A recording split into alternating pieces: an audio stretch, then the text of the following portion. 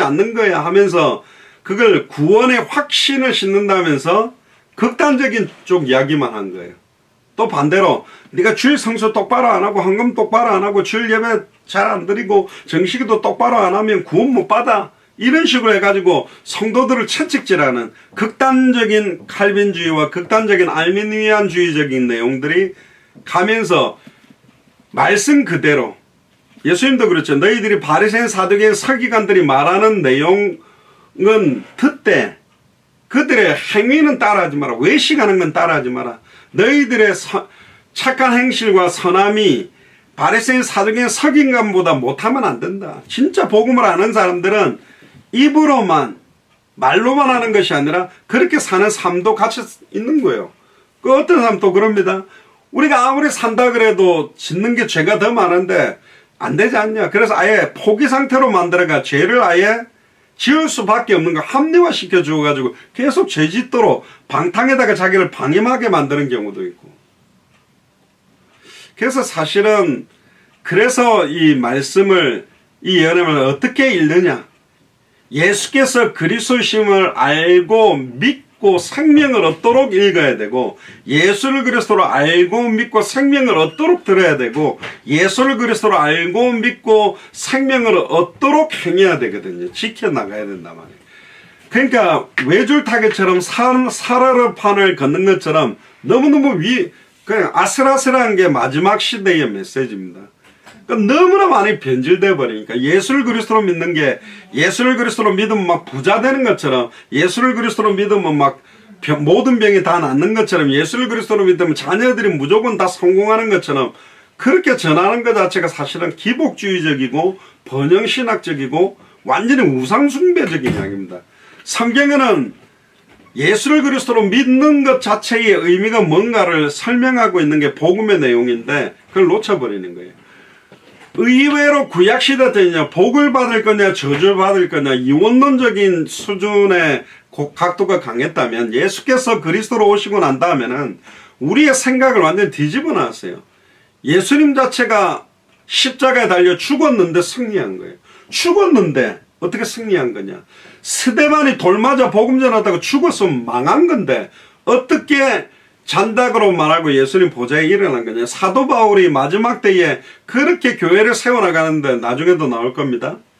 사도 바울이 많은 교회들을 세우지만 사도 바울이 떠나는 순간부터 막 거짓 선지자 이단들이 파고들어서 온 교회가 난리법석이 나버렸는데 또 사도 바울은 자기의 주변에 있던 사람들이 다 떠나가고 경제적으로 너무나 어려운 고통들이 와서 아예 그 당시에 바리새인 사두개인 서기관들이 사도 바울을 볼 때는 망한 거라고 봤는데 망한 게 아니었거든요. 진짜로 이 믿음을 지켜나가고 전에도 그 말씀 한번 드렸습니다. 뭐 인터넷 기사를 보니까 중국에서 김치를 담는데 막 어떤 남자가 막 옷을 완전히 다 벗고 완전히 막 김치 포기를 썰었는데 그 맨몸으로 들어가가지고 거기서 막 김치를 썰인 걸 막 씻어가지고 그걸 막 불도저 포크레인으로 뜨는데 누가 그런 말을 하더라고요. 저 사람이 화장실 가고 싶을 때 나와서 화장실에 갔다 올 거냐. 그 김치를 어마어마하게 많이 담가놓은 대로 벌거벗고 다니면서 그걸 막 다니는데 그 안에서 아마 소변을 봤을 것이다. 그래서 중국 김치 맛이 이상한지 모른다 이러면서 비아냥거리는데 진짜로 중국에 그렇게 김치를 만드는 것과 한국의 전통적인 김치를 고수하고 유지하고 맛을 내려고 하는 것은 어려움이 있어요. 그 전에 보니까 그 한국 정통 방식으로 부엌 칼이나 이렇게 홈이나 이걸 만드는 사람이 있더라고요.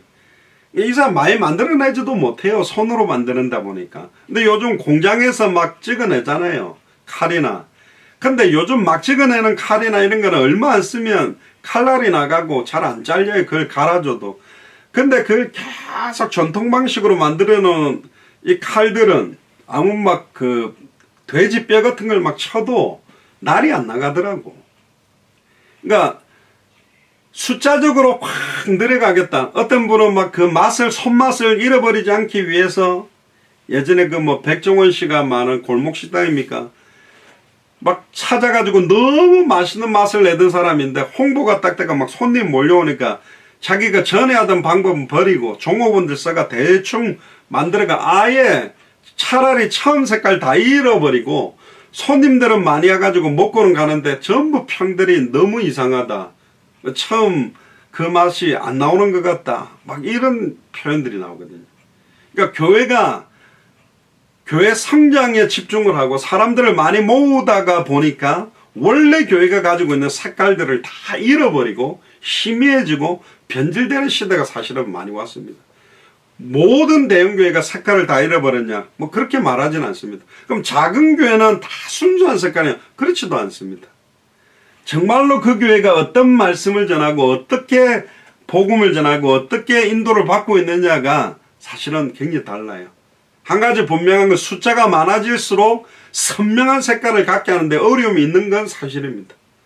그럼 대형교회를 지향하면 안 되냐? 그렇지는 않는데 그 색깔을 선명하게 유지하고 가지고 갈 수가 있다면 아무리 커져도 괜찮겠죠.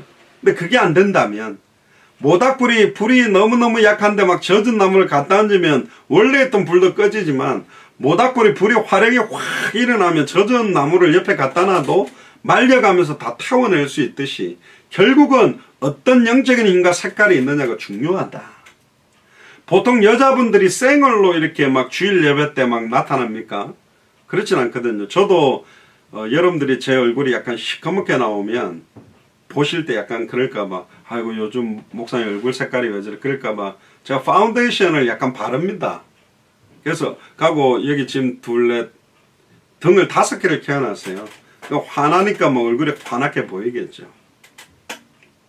근데 여러분들 생얼로 나타날 수 있습니까? 쉽지 않거든요. 여자분들이 생얼로 딱 나타난다. 얼굴에 막 검버섯도 있고 주근깨가 있는데 딱 나타난다. 근데 그 생얼로 나타난다는 거는 둘 중 하나입니다. 포기해서 생얼로 나타났거나 생얼에 대해서 크게 그게 없거나 여러분들이 가지고 있는 문제나 어려움들을 딱 드러낼 수 있다는 것 자체가 이미 그 문제는 해결될 수 있는 시간표가 온 겁니다. 해결되지 못하는 사람들이 사실 이렇게 드러내지를 못하거든요. 왜? 아직까지 그걸 드러낼 때 내가 눌릴 거라고 생각하니까. 각 교회들이 색깔들이 있어요. 오늘 이제 7개 교회를 보실 건데 그럼에도 불구하고 이 마지막 교회들이 결국은 이 복음을 가지고 또 이 뭐랄까요? 다시 오실 그리스도를 바라보면서 어떻게 그걸 넘어서야 됐고 넘어섰는가를 우리가 확인을 해야 될 겁니다.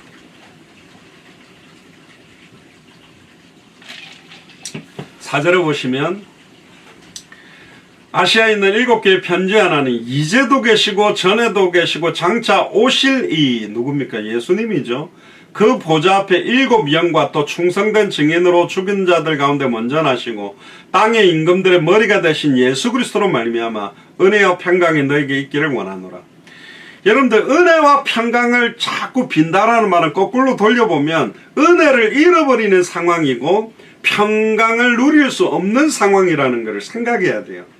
은혜를 쏟을 수밖에 없는 맹렬한 사탄의 공격이 있고 평안할 수 없는 상황. 그런데 그 상황을 이겨낼 수 있는 은혜가 또 평강이 넘치기를 원한다. 우리를 사랑하사 그의 피로 우리 죄에서 우리를 해방하시고 그 아버지 하나님을 위하여 우리를 뭐로 세운다고 해? 나라와 제사장으로 삼으신 그에게 영광과 능력이 세세토록 있기를 원하노라. 아멘.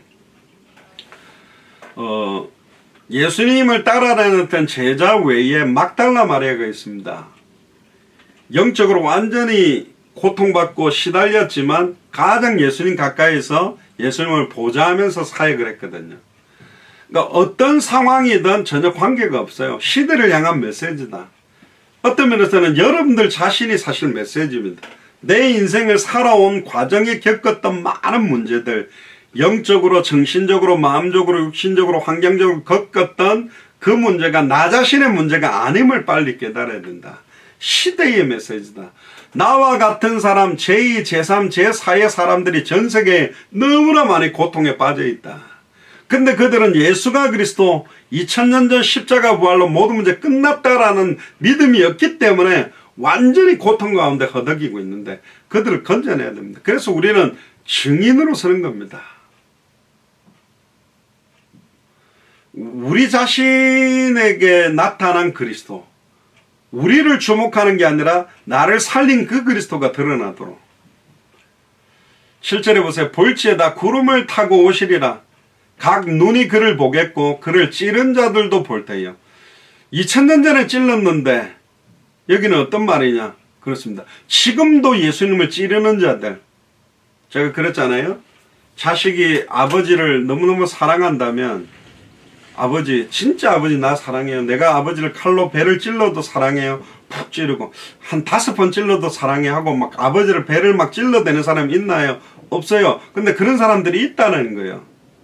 완전히 하나님을 만홀히 여기고 아예 뭐랄까요, 하나님을 대적하고. 우리 그렇잖아요. 부부싸움 하면 아내가 제일 마음 아파하는 일 골라서 남편들이 하고, 남편이 제일 마음 아파하는 일을 아내가 골라 하잖아요. 자식들도 아버지 어머니가 싸우면 아빠 엄마 제일 시달릴 일들을 막 난리를 쳐버리거든. 그러니까 마지막 때에 완전히 예수님을 다시 십자가에 못 박는, 더 시달리게 만들게 하는 자들이 있다는 거. 그들도 오실 때 그들을 볼 것이다. 땅에 있는 모든 족속이 그를 인하여 애고가리라. 보세요. 200개 나라 2000개가 넘는 미전도 부족 국가에 모든 사람이 마라나타 하면서 아멘 주 예수여 빨리 오세요 하고 기쁨으로 맞이하는 게 아니라고 되어 있습니다. 모든 족속이 그를 인하여 애고갈 거다. 주님 오시는 것 때문에 완전히 땅을 치고, 노아 방주가 닫히고 비가 처음 올 때는 오는갑다. 설마 땅을 다 덮을 만큼 올까? 그런데 설마가 실제가 돼가지고 산 꼭대기, 아마 제가 볼 때는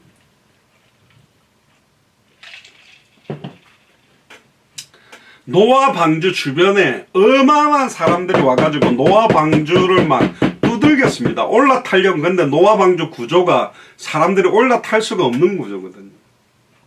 아마 수영 잘하는 사람, 노아 방주가 둥둥 떴을 때 막 옆에서 막 수영하면서 그 노아 방주를 끝에를 잡고 따라다니는 사람이 있었는지도 모릅니다.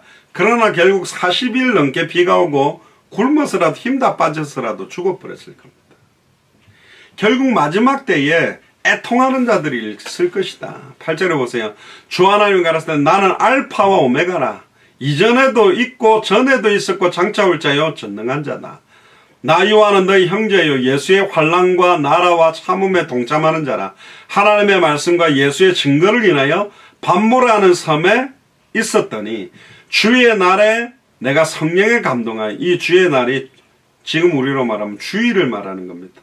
안식일이 아니라 주일에 하나님 앞에 예배드리는 그 주일에 내가 성령에 감동하여 내 뒤에서 나는 나팔 소리와 같은 큰 음성을 들으니 가로되 너 보는 것을 책에 써서 에베소, 서머나, 버가모, 두아디랴, 사대, 빌라델비아, 라오디게아 교회 7교회에 보내라. 그래서 쓰게 된 게 요한계시록입니다. 몸을 돌이켜 나더러 말하는 음성을 알아보려고 하여 돌이킬 때에 7 금촛대를 보았는데 촛대 사이에 인자 같은 이가 발에 끌리는 옷을 입고 가슴에 금띠를 띠고 그 머리와 털에 희기가 흰 양털 같고 눈 같으며 그의 눈동자는 불꽃 같으나 그의 발은 풀무에 단련한 빛난 주석 같고 그의 음성은 많은 물소리와 같으며 그 오른손에 7 별이 있고 그 입에서 좌우에 날선 검이 나오고 그 얼굴은 해가 힘있게 비추는 것 같더라. 내가 볼 때 그 발 앞에 엎드려 죽은 자같이 되며 그가 오른손을 내게 얹고 가라사대 두려워 말라 나는 처음이요 나중이니. 알파와 오메가라는 뜻이죠. 곧 산자라. 내가 전에 죽었었노라. 볼지어다 이제 세세토록 살아있어. 부활이 세세토록 살아있는 몸을 입는 게 부활입니다. 죽었다 살아났다가 다시 죽는 건 부활이 아니거든요. 사망과 음부의 열쇠를 가졌으니 그러므로 내 본 것과 이제 있는 일과 장차 될 일, 지금 본 것, 이제 있는 일, 또 장차 될 일을 기록해라. 네 본 것은 내 오른손에 7 별의 비밀과 7 금촛대라. 7 별은 7 교회의 사자요 7 촛대는 7 교회니라. 우리 예수사랑교회 깃발을 들고 있는 사람들이 사실은 7 별의 역할을 하는 거고, 또 각각 세워진 교회가 7 교회를 의미합니다. 자, 이렇게 해놓고 이제 2장으로 넘어가서 에베소 교회부터 7교회 예언에 대한 이야기들을 좀 나누겠습니다. 프린트물을 좀 보시면요. 하나님은 우리를 사랑하시기 때문에 우리를 구원하기 위해 하실 수 있는 모든 방법을 다 동원합니다. 때때로 우리가 교만하고 자만하면 경고의 말씀을 주기도 하고, 때때로 우리가 연약하고 힘들어하면 사랑과 위로의 말씀을 주고, 예언으로 굉장한 역사로 성경의 말씀을 우리 자녀들에게 허락합니다. 그래서 지금 요한계시록에 나와 있는 7개에 대한 이 예언들을 본다는 것 자체가 굉장히 중요하고요. 의미들을 생각하는 게 중요합니다. 처음에 나오는 에베소 교회는 예수님이 승천하고 난 다음에 한 100년 정도 시대, 그러니까 사도교회 시대, 그때를 나타내는 시대를 에베소 교회 시대적인 흐름으로 이야기를 합니다. 교회사적인 7개 흐름으로 본다면, 두 번째 나오는 서머나 교회는요, 그러니까 초대교회 때 나왔던 1세대들이 다 죽고 난 한 100년부터 한 313년, 그러니까 로마의 콘스탄틴 왕자가 로마의 국교로 기독교를 공인할 때 교회가 순교하는 시대, 그게 서면화 교회 시대라고 보고요. 버가모 교회 시대가 이제는 로마의 기독교가 공인된 이후부터 이제는 한 590년 지난 교회가 이제 여러 정치, 사회, 경제, 문화와 다른 종교와 타협하면서 진행되는 시대라고 보고, 네 번째 두아디라 교회는 약 590년부터 1517년 종교개혁 전까지 로마 카톨릭 시대로 완전히 변질된 시대, 중세 천년이라 그러죠. 완전히 변질된 시대의 모습이라고 보고, 다섯 번째 사대교회는 종교개혁 이후에 한 1700년대 교회 개혁 시대라고 보고요. 여섯 번째 빌라델피아 교회는 1700년도부터 약 1900년대 시대에 교회가 막 성장하고 붕대는 시대. 그리고 마지막 라오디게아 교회는 1900년대부터 예수님이 다시 오실 교회가 세속화되고 변질된 시대를 나타낸다. 그렇게 7개 시대로 보기도 합니다. 그래서 2장 3장에 나오는 7개 교회는 각 시대들을 말하는 그 당시에 에베소 교회, 서머나 교회, 버가모 교회, 두아디라 교회, 사대 교회, 빌라델피아 교회, 라오디아 교회에 각각 주시는 메시지였습니다. 아마 요한계시록이 주님 오신 이후에 한 100년 정도에 기록됐다고 보기 때문에 이 소아시아 7개 교회는 지금의 터키에 있습니다. 다, 모두 다. 그러니까 마지막 계시록을 받아서 예언했던 교회, 사도 바울이 에베소 지역 교회를 시작하면서 아예 소아시아의, 아시아의 모든 제자들이 일어났을 그 당시에 교회가 세워졌던 거거든요. 근데 놀라운 거는 그 당시에 7개 교회가 7교회 시대를 대면하면서도 지금 2021년에 세워진 대형교회로부터 조그마한 가정교회에 이르기까지의 색깔을 나타내기 때문에 이 하나님의 말씀이 어마어마하고 대단한 겁니다. 그래서 7개 교회에 대한 예언, 그 당시에 사도 요한은 그 서신을 보낼 때 로마의 제국이 이제 우편물을 전달하는 그 길들이 있었어요. 그 길들을 따라서 이걸 전달해 가지고 보도록 만들었는데 7개 교회의 배경이나 형편들이 시간차를 가지고 진행되면서 전달이 됐는데 각 나라 예수를 그리스도로 믿는 그 교회에 굉장한 메시지를 주는 의미가 있다.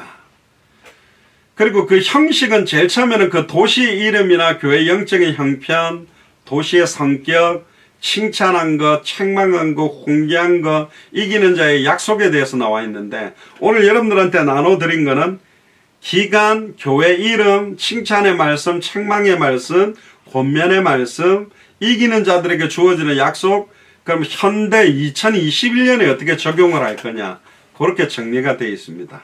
자, 그러면 이제 에베소 교회에서부터 한번 봅시다. 에베소 교회는 아까도 말씀드렸습니다. 그러니까 예수님이 승천하고 33년 동안 이 땅에 계시다가 승천하셨잖아요. 그때부터 약 100년 시대까지를 말하는 겁니다. 그러니까 에베소 교회 그 자체에 주신 메시지도 있으면서 교회사적으로는 약 100년 정도의 시대, 그러니까 사도교회 시대, 예수님이 십자가 죽었다가 부활을 승천한 다음에 마지막 사도가 죽을 때까지 기간을 에베소 교회 시대라고 봅니다. 그 에베소 교회 이름이 뭐냐? 바람직하다, 흠모할 만하다라는 의미가 담겨 있는데요.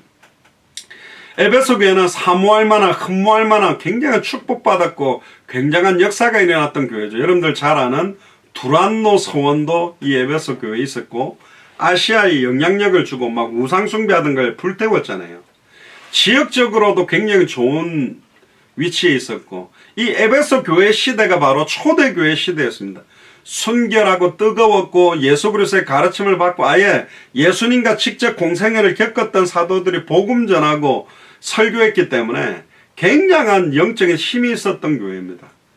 그리고 이 최초의 교회를 구성했던 제자들은 사실은 3년 6개월 동안 예수님에게 직접 양육받았기 때문에 그들은 뭐랄까요, 영적인 싸움에서 굉장한 힘을 갖고 있던 교회였어요. 막 각 교회마다 뭐랄까요, 사탄마 귀신이 거짓 선지자를 집어넣어서 영향력을 줬지만 아버지가 내 안에, 내가 아버지 안에 있는 것처럼 실제적인 임마누엘을 누리면서 싸웠습니다. 그리고 그 에베소 교회 안에 있는 사람들은 모두 다 사실적으로 성령을 받은 제자들이었기 때문에 자기 힘을 뛰어넘고 영적인 싸움을 하는 굉장한 힘을 갖고 있던 사람들이었어요. 그러니까 성령 강림 이후에 변화됐죠. 베드로가 주는 그리스도시요 살아계신 하나님의 아들이라 고백하고 난 다음에 곧바로 예수님이 십자가에 달리면 안 된다라고 사탄이라고 책망 얻었죠. 그 이유는 뭐냐? 예수님이 아직 성령으로 베드로 속에 거하지 않았지만 초대교회 때는 예수님께서 성령으로 백이신문도 모든 사람 마음속에 성령으로 함께 계셨기 때문에 그 이후로 베드로는 더 대단한 고백을 합니다. 계집요정 앞에서 예수님 모른다고 3번이나 부인하고 저주했던 베드로가 이제는 바리새인 사두개인 서기관 사내들인 공회에 잡혀가서 안전병을 일으켰다는 이유로 잡혀갔을 때 왜 우리를 주목하여 보느냐? 예수 그리스도의 이름의 능력이 이 사람을 성하게 낫게 한 거다. 천하의 구원 얻을 다른 이름 없다. 생명 걸어놓고 메시지를 하게 됐고, 그 이후로 베드로는 한 번도 예수 그리스도를 모른다고 부인한 적이 없어요.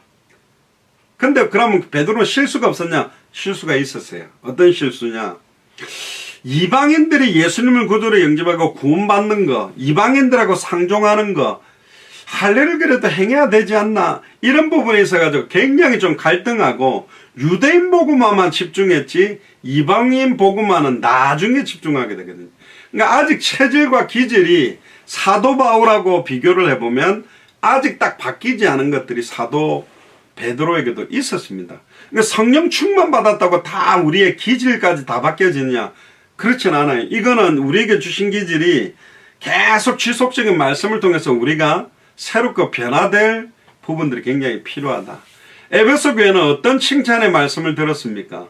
이 에베소 교회는 어떤 면에서는 로마 제국의 황제의 핍박 속에서도 열심과 수고를 놓치지 않았던 교회이기 때문에 계시록 2장 2절에 3절에 보면 내가 네 행위와 수고와 네 인내를 안다. 이 말씀을 여러분들 가운데 받을 사람이 있을 겁니다. 여러분들의 행위와 여러분들 교회를 위해서 수고하고 계속 인내한 것을 하나님이 안다 그럽니다. 남편이 몰라주고 아내가 몰라주고 자녀들이 몰라줘도 주님은 알고 있다고 말합니다. 또 악한 자들을 용납하지 아니한 굉장히 의롭게 정의롭게 교회 안에 일어난 악한 일에 대해서 용납하지 않았던 것들, 또 자칭 사도라 하되 자칭 목사라 하되 아닌 자들을 시험하여 그 거짓된 것을 네가 드러낸 것, 막 목회자들이 잘못하는 것에 대해서 막 드러낸 것도, 또 네가 참고 많은 걸 참아내고 내 이름을 위하여 견디고 게으르지 아니한 것을 안다.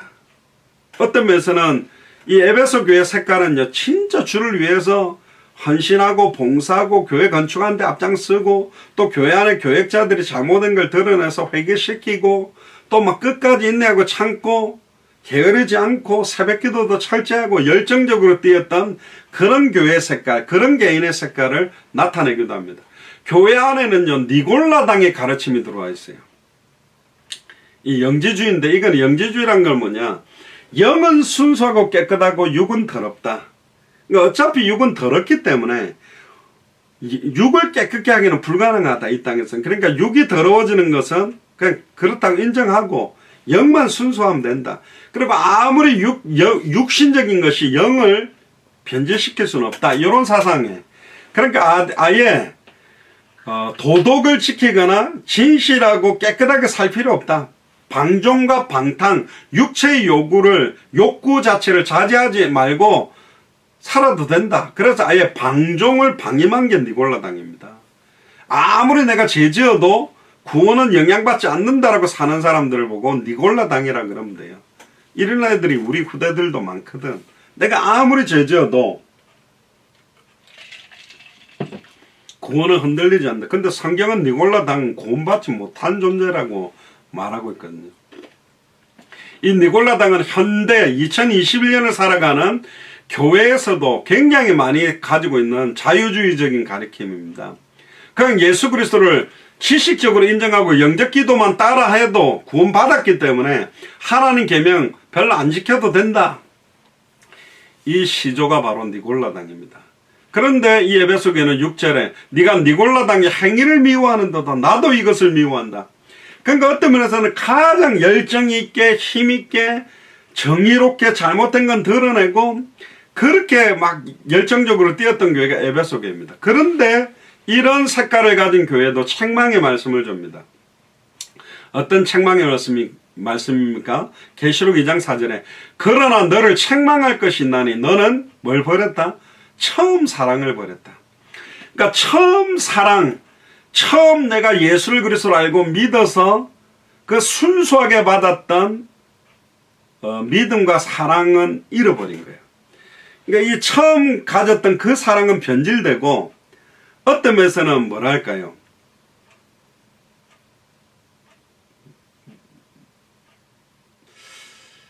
좀 처음 사랑을 잃어버렸다라는 의미는 그러면 이 사랑이 어떻게 된 거라는 거예요? 변질이 됐다는 거예요.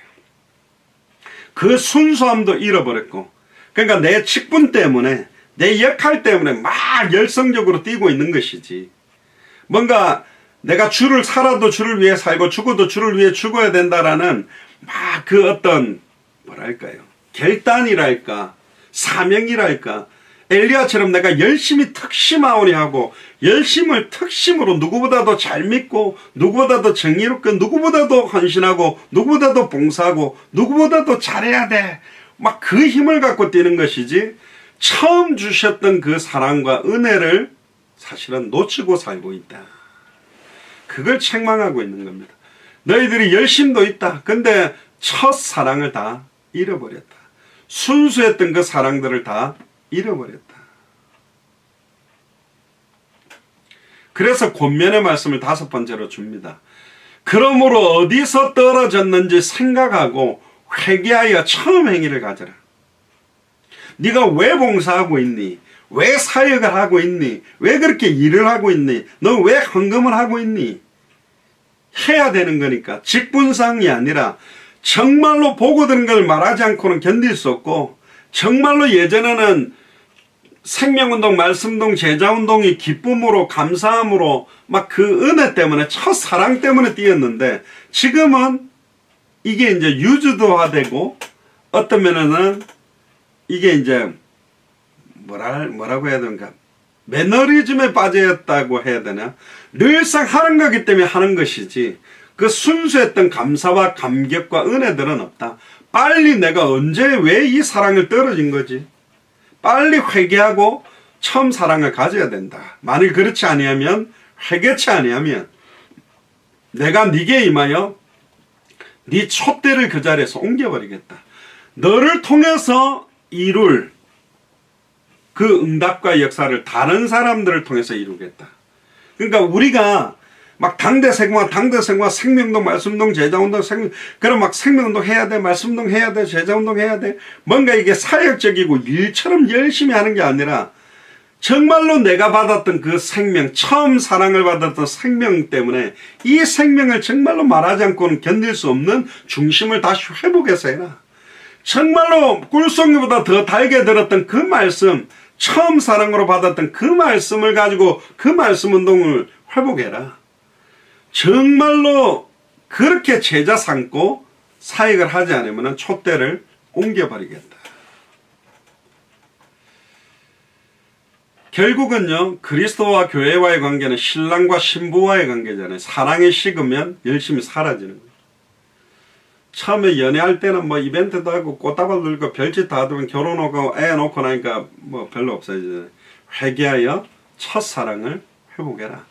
그러면서 약속의 말씀을 줍니다. 이기는 그에게는, 그렇게 회개하고 뭔가 잃어버렸던 첫사랑을 회복하는 그에게는 내가 하나님 나라에 하나님의 낙원에 있는 생명나무의 과실을 주어 먹게 하겠다. 7절에.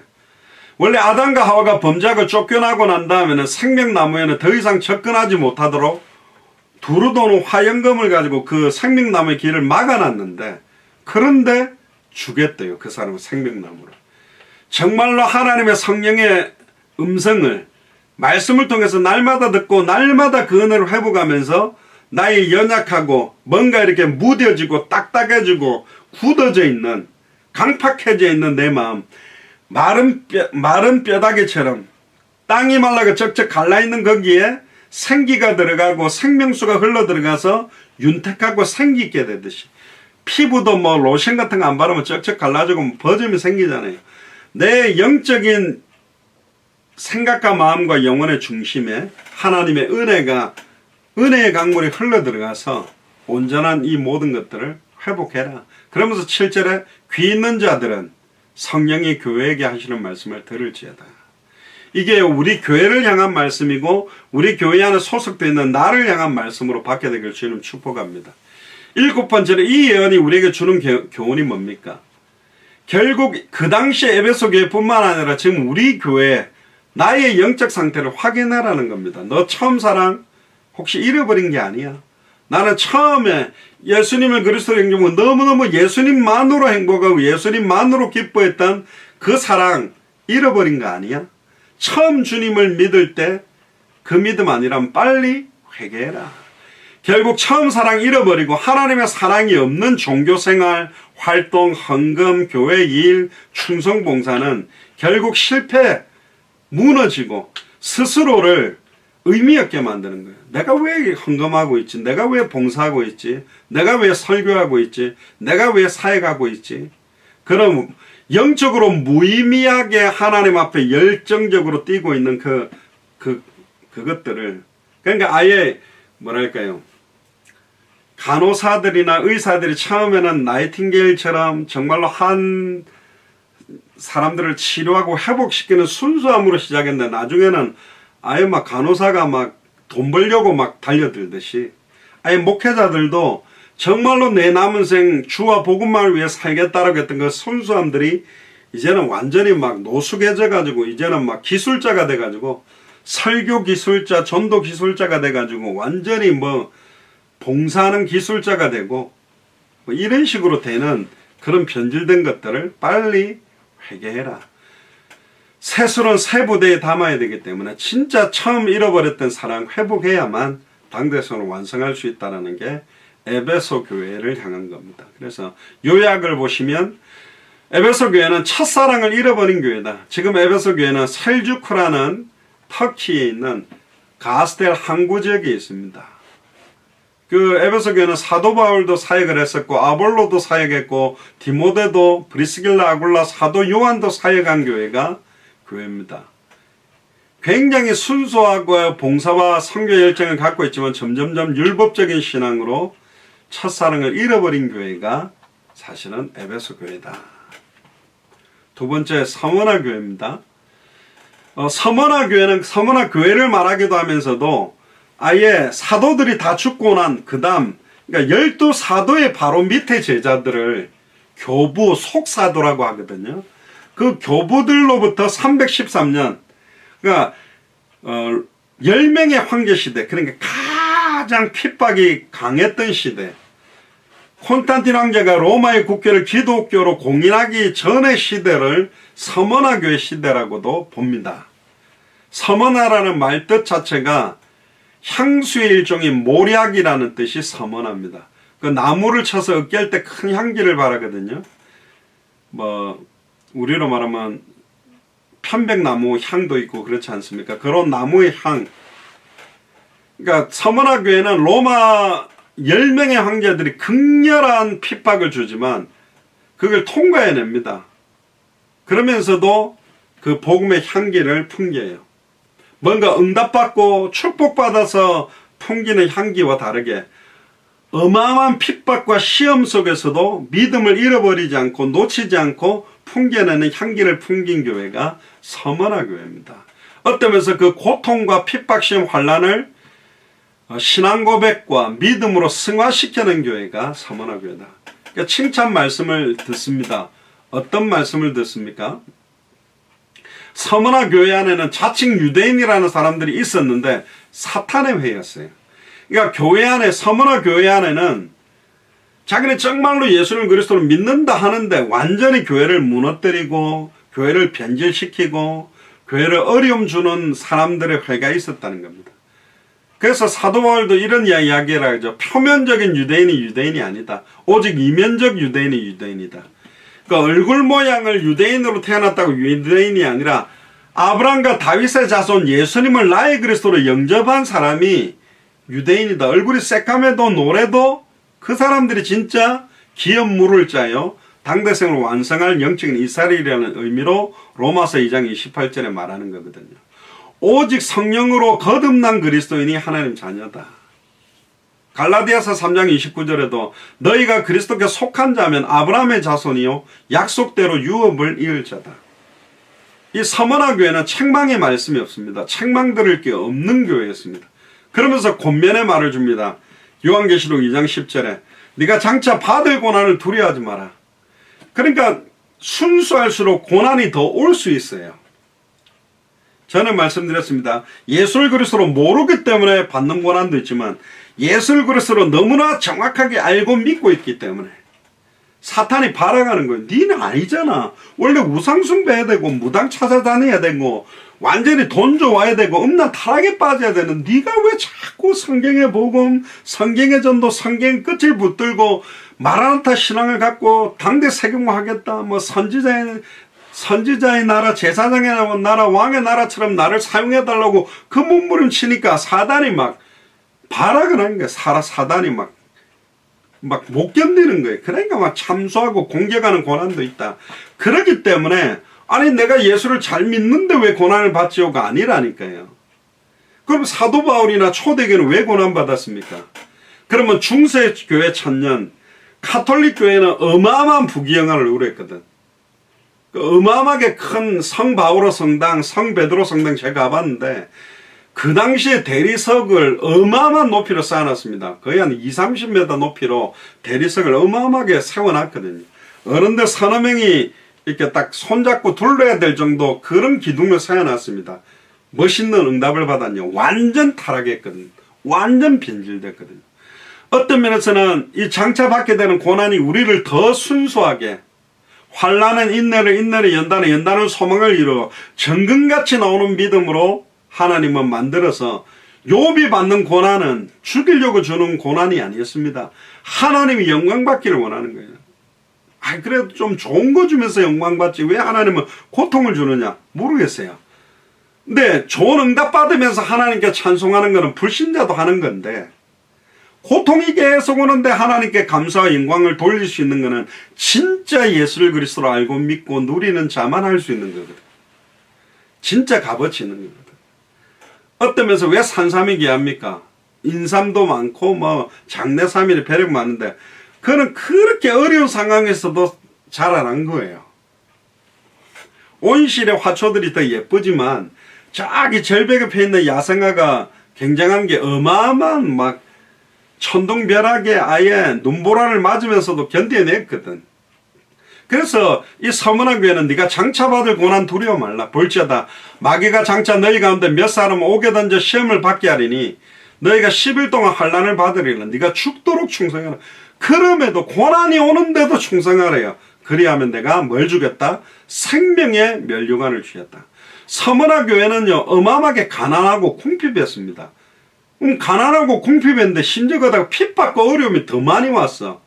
그런데 가난하고 궁핍한데 핍박과 어려움이 오는데 그들의 신앙은 너무너무 풍요롭고 부여로웠어요.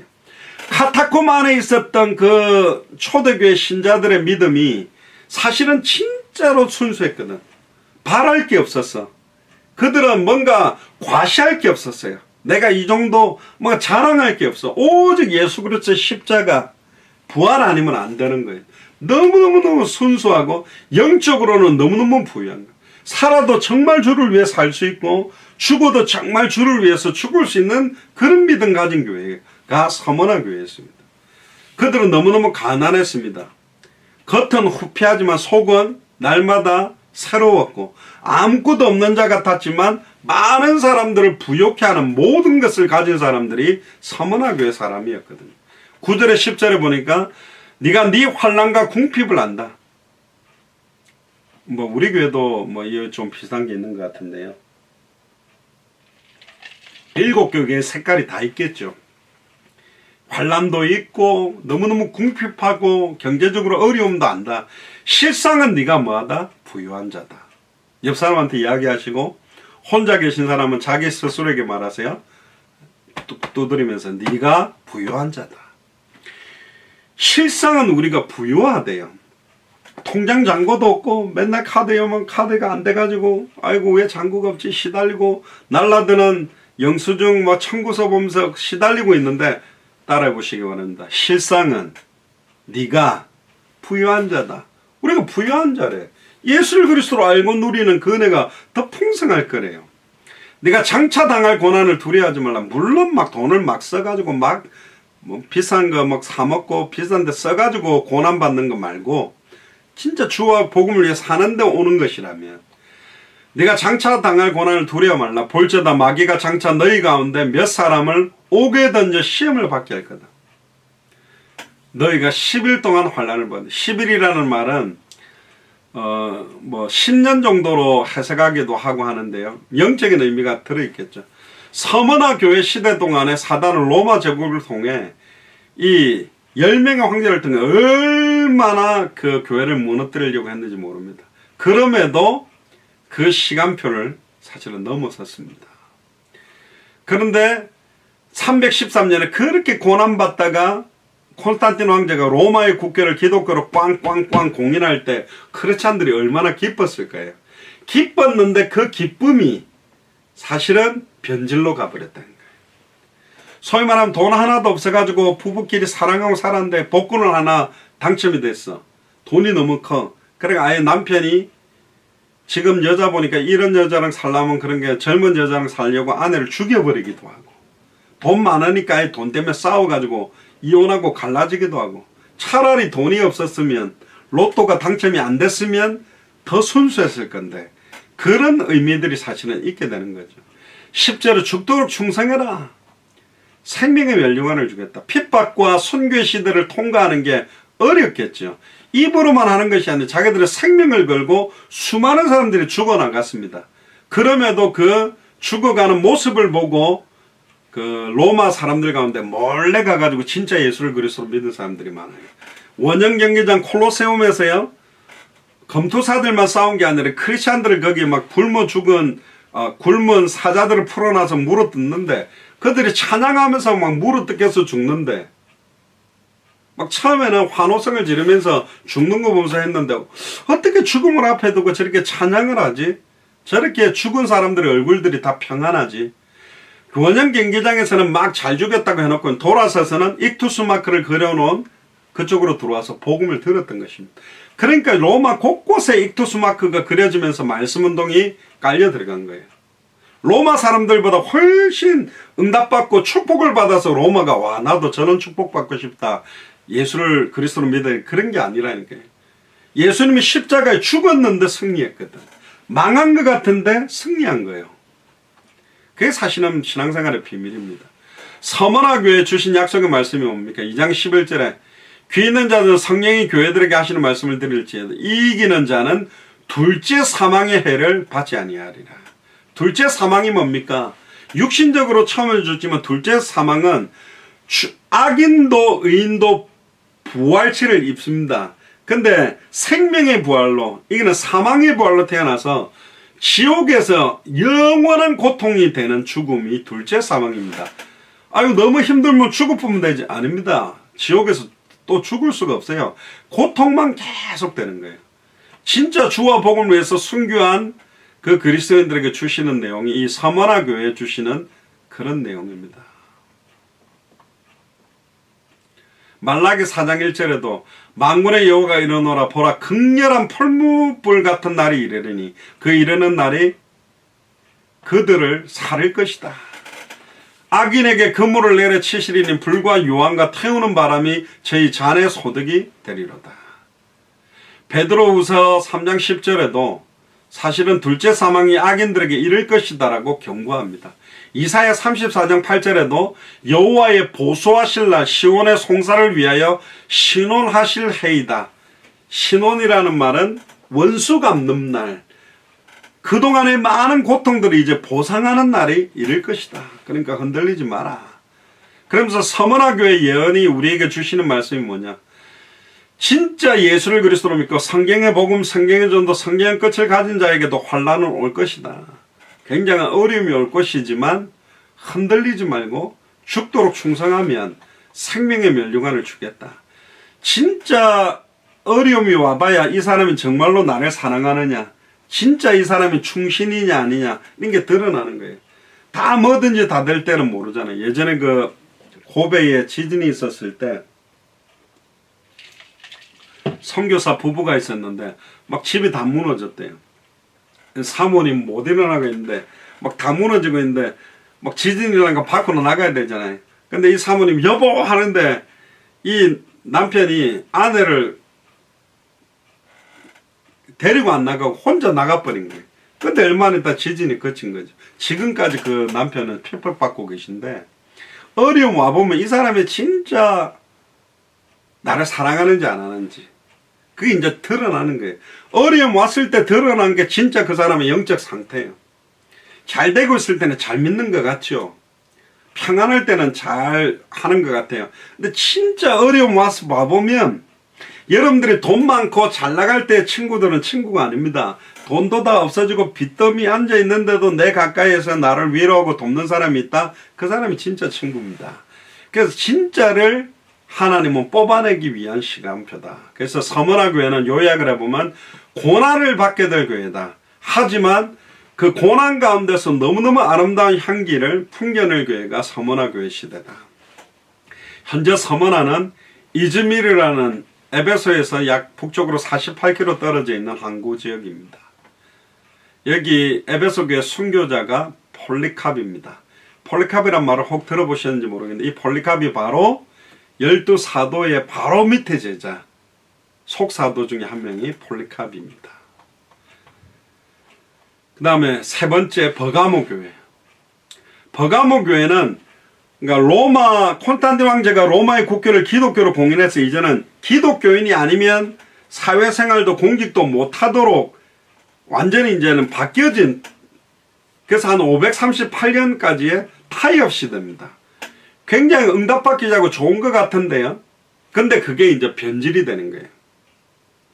어떤 면에서는 돈이 없을 때 남편이랑 결혼해가 이렇게 살아가 알콩달콩 살았는데 막 돈도 오고 막 집도 사고 남편도 돈 잘 벌고 여유가 딱 생기니까 이제 남편이 또 아내가 아내로 만족하지 못하고 남편으로 만족하지 못하고 바람을 피우고 다른 데 막 변질되듯이, 사실은 안타깝게도 이 버가모 시대가 그런 시대였습니다.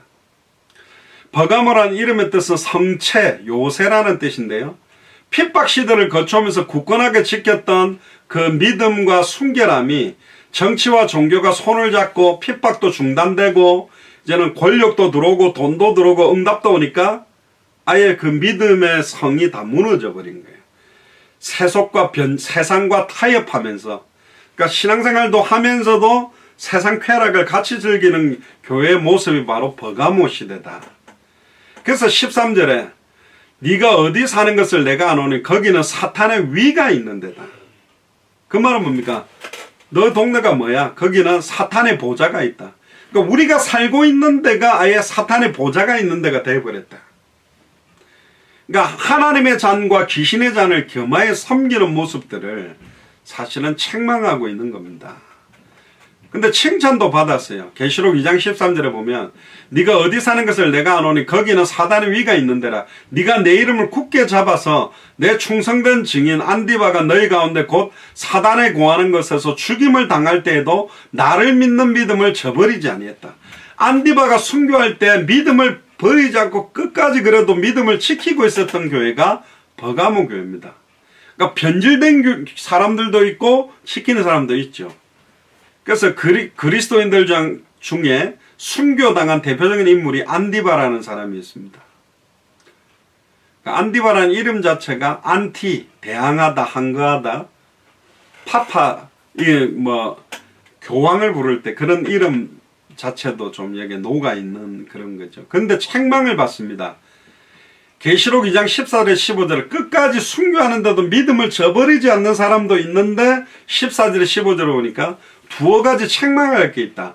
발람의 교훈을 지키는 자들이 있더라. 발람이 발락을 가르쳐 이스라엘 앞에 올무를 놓아 우상의 제물을 먹게 하였고 또 행음하게 하였느니라. 이와 같이 내게도 니골라당의 교훈을 지키는 자들이 있다. 아이 괜찮아. 예수 그리스도 믿는다 하면서 세상의 쾌락과 변질을 계속하게 하는 사람들이 있다. 그러니까 세상과 믿음을 타협하면서 절묘하게 믿음과 세상의 쾌락을 같이 즐기면서 가는 이중적인 생활을 했던 색깔을 갖고 있는 교회가 버가모 교회입니다. 그래서 요한계시록 16장 17장에 나오는 음녀와 행음하는 상징적인 묘사가 나오죠. 순결하던 교회가 교황권 바벨론과 타협하고 아예 순수했던 진리가 바벨론의 포도주로 더럽혀지는 영적인 우상숭배와 음행과 믿음을 같이 겸하고 있는 시대가 바로 버가모 시대고, 지금 이런 교회가 이걸 인정해주고 암암리에 이걸 그대로 가지고 가 있는 교회, 어떤 면에서는 복음과 율법과 우상숭배와 아예 이상한 사상들이 다 들어와 있는 시대가 이 버가모 교회 시대라고 볼 수 있습니다. 권면의 말씀을 줍니다. 계시록 2장 16절에 그러므로 회개하라. 그리하지 아니하면 내가 네게 속히 임하여 내 입의 검으로 그들과 싸우리라. 회개하지 않으면 성령의 검, 우리의 모든 영혼과 생각과 마음의 상태를 찔러 쪼개고 잘라내겠다. 어떤 유일한 방법은 참된 회개라는 것을 이야기합니다. 그러면서 약속의 말씀을 줍니다. 버가모 교회 계시록 2장 17절에 이기는 그에게는 내가 감추었던 만나를 주고 또 흰 돌을 줄 터인데 그 돌 위에 새 이름을 기록할 것이 있나니 받는 자밖에는 그 이름을 알 사람이 없다. 예전에 내 이름은 죄를 짓고 옛사람의 모습으로 살아가는 것을 기억하는 이름이라면 이제는 새로운 이름을 받아서 하나님께 영광을 받는다. 여기서 만나는 신약 성경에서 말하는 예수가 그리스도라는 성경의 복음을 의미하고요, 생명의 떡을 의미하는 거죠. 그리고 흰돌은 옛날에 법정에서 재판할 때 제비뽑기를 하는 게 하나님이 모든 걸 주관한다고 믿어가지고 그 주머니 같은 데다 흰돌과 검은 돌을 넣고 딱 꺼내가지고 재판 결과를 내는데요, 흰돌이 나오면 무죄의 석방을 의미하고 검정돌은 유죄를 의미하는 거거든요. 결국 또 노예가 자유인이 됐을 때 그 사람에게 흰돌을 주고 그때 새로운 이름을 새겨줍니다. 옛날에 우리도 보면 쌍놈들이다 뭐 이런 사람들은 성도 없이 이랬는데 나중에 성을 갖다가 딱 주는 것처럼요, 노예가 이제는 노예가 아니라 자유인으로 살 때, 그러니까 우리는 죄와 젖어서 완전히 해방받고 진리를 알지니 진리가 우리를 자유케 하는 새로운 이름을 받았다. 옛날에 내가 어울렸던 사람들이 예를 들어 장영학이라는 이름을 어떻게 기억했느냐. 근데 이제는 예수 그리스도를 믿고 장영학의 이름을 목사로 선교사로 기억하게 돼서 당대 세계복음화를 하는 사람으로 바뀐 이름을 받게 되듯이 그런 영적인 이름을 갖게 된다는 겁니다. 버가모 교회를 통해서 예언이 우리에게 주는 내용이 뭐냐. 니골라당의 가르침은 지금 우리 한국교회에도 너무너무 많이 있습니다. 반쪽 복음만 말합니다. 하나님의 은혜와 사랑과 축복만 강조하고 철저하게 내가 마음이 변화되고 온전하고 회개하고 그 말씀대로 따라가고 헌신하는 걸 강조하지 않는 교회가 많다. 그러니까 믿기만 하고 믿는다 말만 하고 머리로만 동의하고 입으로만 영접기도 따라하면 그냥 구원받았다라고 해주고 확신 심는 교회가 많다. 아니다. 진짜 예수 그리스도 영접하는 참된 의미를 알고 두 가지를 함께 이야기하는 십자가의 죽음이 있어야만 부활이 있잖아요. 옛사람이 죽어야만 새사람으로 부활하는데 거듭나는데 옛사람이 죽지 않았는데 부활만을 말하는 사람들이 너무너무 많다. 그러니까 사실 변질된 복음, 면죄부를 주는 것처럼 요한일서 2장 15절에 이 세상이나 세상에 있는 것들을 사랑치 말라. 누구든지 세상을 사랑하면 아버지의 사랑이 그 사람 속에 있지 않다. 방종을 조장하도록 하는 사람들 조심해야 됩니다. 결국 방종을 조장하기 시작하면 내 영혼이 황폐해지고 생각과 마음이 다 무너져 버려요. 시편 51편 10절에 하나님이여 내 속에 정한 마음을 창조하시고 내 안에 정직한 영을 새롭게 해주시옵소서. 아침마다 새롭고 늘 새로우면서 니골라당의 가르침들을 조심해야 된다. 그래서 버가모 교회는 회개해야 될 교회. 현재는 베르가마라는 지역 서머나로부터 96km 정도 북쪽에 있는 교회가 버가모 교회입니다. 다음 네 번째 두아디라 교회.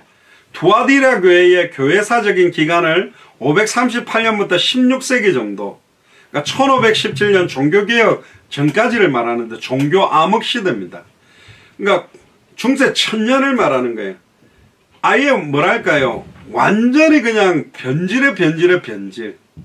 우상 숭배화되고 성경의 진리가 가장 많이 변질된 복음 자체가 완전히 무너진 시대가 된 겁니다. 두아디라라는 이름 뜻 자체가 통탄스러운 희생이라는 뜻인데 두아디라 성의 자주장사가 누구죠? 루디아거든요. 그 루디아가 살고 있던 지역입니다. 두아디라. 결국 교황이 통치하기 시작하면서 이제는 뭐 예를 들면 뭐 사위일체 마리아도 하나님인 것처럼 아예 이제는 아무리 죄를 많이 지어도 면죄부를 사가지고 땡그랑하고 동전이 황금계에 떨어지는 순간 네 죄는 없어진다. 그러니까 막 죄 많이 지어도 면죄부 사서 넣으면 된다. 그리고 막 교회를 짓기 위해서 막 헌금을 끌어모으고 변질에 변질. 아예 큰 교회를 지으면서 각종 막 여러 가지 막 교회 안에 프로그램들을 갖다 집어넣어 가지고 아예 하나님보다 예수 그리스도보다 교황, 대형교회 목사님들, 유명한 목회자들 아예 교황 비슷하게 섬기는 그런 시대가 와버렸다. 그런 교회도 많죠. 근데 칭찬의 말씀도 있었어요. 계시록 2장 19절에 보면 내가 네 사업과 사랑과 믿음과 섬김과 인내를 나누니 네 나중 행위가 처음 것보다 많다.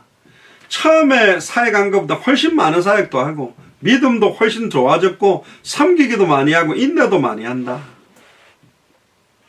그러면서 18절에 그 눈이 불꽃 같고 그 발이 빛난 주석과 같은 하나님의 아들이라는 말이 나오는데 예수 그리스도를 7개 교회 중에 하나님의 아들이라고 부르는 곳은 계시록 전체에서 여기밖에 없어요.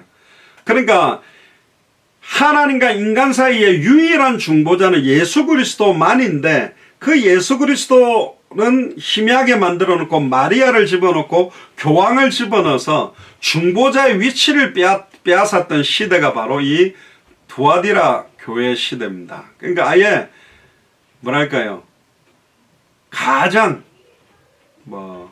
변질됐고, 그러나 이 시대에 개혁자들이 많이 일어났습니다. 루터나 낙스나 칼빈이나 즈빙글리 같은 사람들이 일어나서 종교개혁을 바람을 일으키기 시작한 거죠.